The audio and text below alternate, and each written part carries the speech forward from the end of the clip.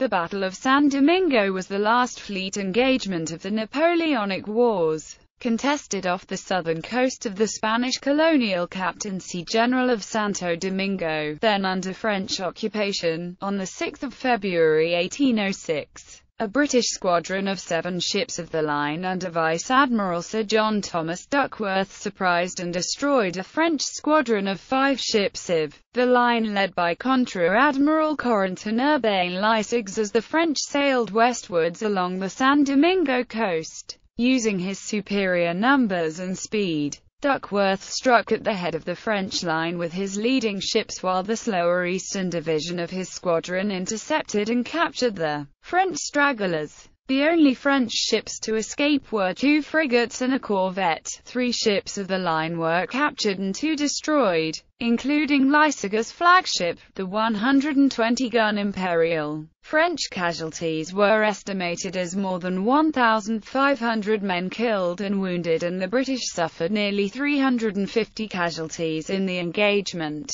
which lasted for just over 2 hours. Leisigues' squadron had escaped from Brest on 13 December 1805, taking advantage of the lapse in the British blockade. Sailing with another squadron under Contra-Admiral Jean-Baptiste Willaumez, Leisigues separated from Willaumez after 2 days and passed north of the Azores, where his ships were damaged and scattered by winter storms. Sailing for Santo Domingo to reconstitute his squadron and make urgent repairs, Leisigues arrived on 20 January 1806. Duckworth had been tasked with watching the remnants of the French and Spanish fleets in Cadiz following the Battle of Trafalgar in October 1805, but in November had gone hunting to the south in search of the French raiding squadron, and on his route back to his station had encountered a frigate that reported the escape of Leisigues and Willaumez. Sailing in pursuit, Duckworth encountered Willaumez on 25 December but refused battle and instead sailed for the West Indies to replenish his supplies before making the journey back to European waters.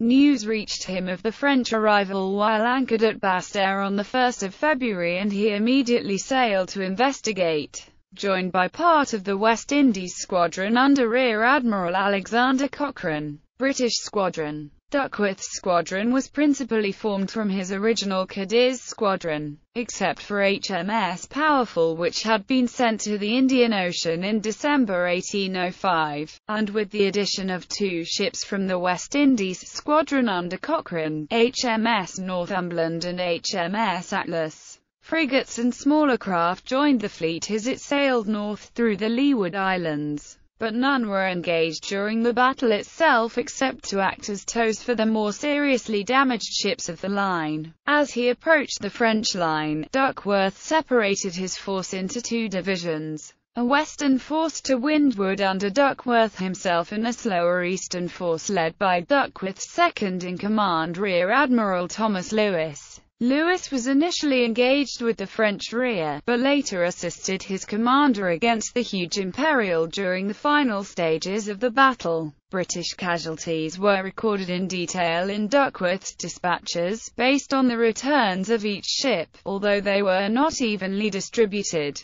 HMS Agamemnon arrived late in the battle and suffered minimal losses, while Northumberland was heavily engaged with the French flagship and suffered correspondingly severe casualties. French squadron. Contra-Admiral Leisigues' squadron was unchanged from the force that left Brest on 13 December. All ships, however, especially Jupiter and Diomede, had been badly damaged by storms off the Azores in late December, and repairs were incomplete by the time of Duckworth's attack. Most of the fleet still undergoing caulking at Santo Domingo. Recognizing that if he was caught at anchor he would be destroyed, Leisigues sent orders from his officers in Santo Domingo for the fleet to sail, joining them later by small boat. Trapped against the land with the wind from the west, Leisigues had no option but to form a line of battle and wait to meet the British squadron. Although his ships fought hard, they were unable to mutually support one another and were rapidly overwhelmed. 3 surrendered, while Diomede and Imperial were driven ashore and wrecked to prevent their capture. The only ships to escape were the 2 frigates and a corvette that slipped between the French line and the land early in the battle and made sail to the west, eventually reaching France. French casualties are hard to calculate, as the best available source is the vague totals submitted by Duckworth in his account to the Admiralty. He estimates, apparently based on reports by the senior remaining French officers on Alexandra, Jupiter and Brave, that those 3 ships suffered 760 casualties in total.